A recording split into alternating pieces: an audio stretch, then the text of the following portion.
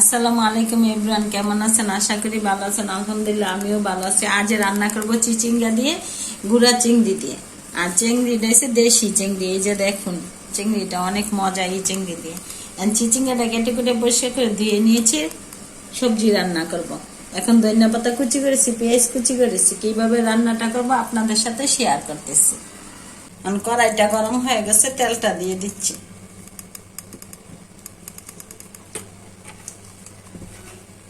দিয়ে দিচ্ছি পেঁয়াজ কুচিগুলো।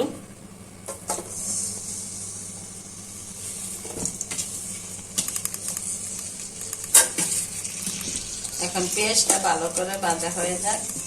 চুলায় তো গ্যাসে কম একদম, তার জন্য পেঁয়াজটা ভাজা হতে একটু সময় লাগবে।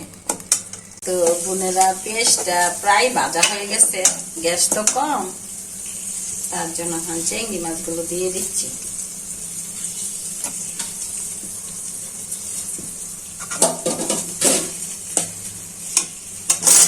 একে একে সবগুলো মশলা দিয়ে দিই।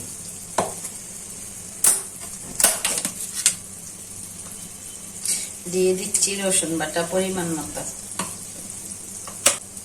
দিয়ে দিচ্ছি ধনিয়ার গুঁড়া পরিমাণ মতো।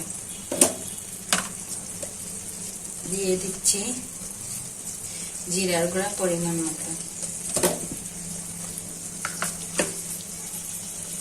দিয়ে দিচ্ছি পরিমাণ মতো মরিচের গুঁড়া। দিয়ে দিচ্ছি পরিমাণ মতন হলুদের গুঁড়া।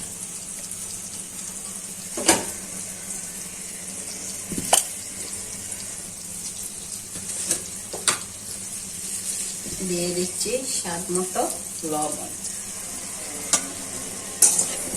নেড়ে চেড়ে মাছটা একটু ভালো করে কষিয়ে নিই।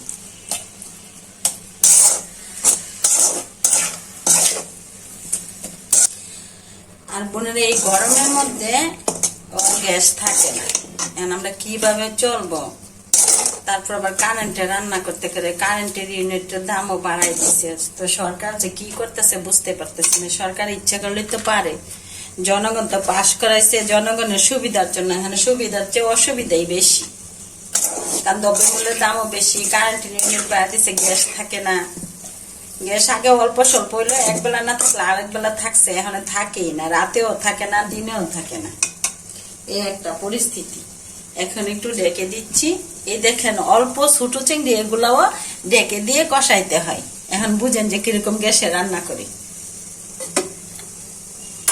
তো দেখি কিরকম হয়েছে। তো বোন, মশলাটা কষানো হয়ে গেছে, এখন ঝোল একটু দিয়ে দিচ্ছি হালকা।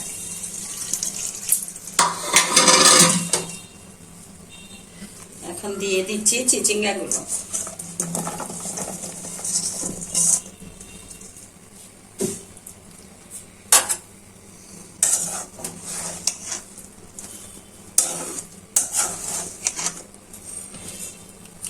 এখন একটু ঢেকে দিচ্ছি, ভালো করে তরকারিটা হয়ে যায়। দেখি তো বোনেরা, তরকারি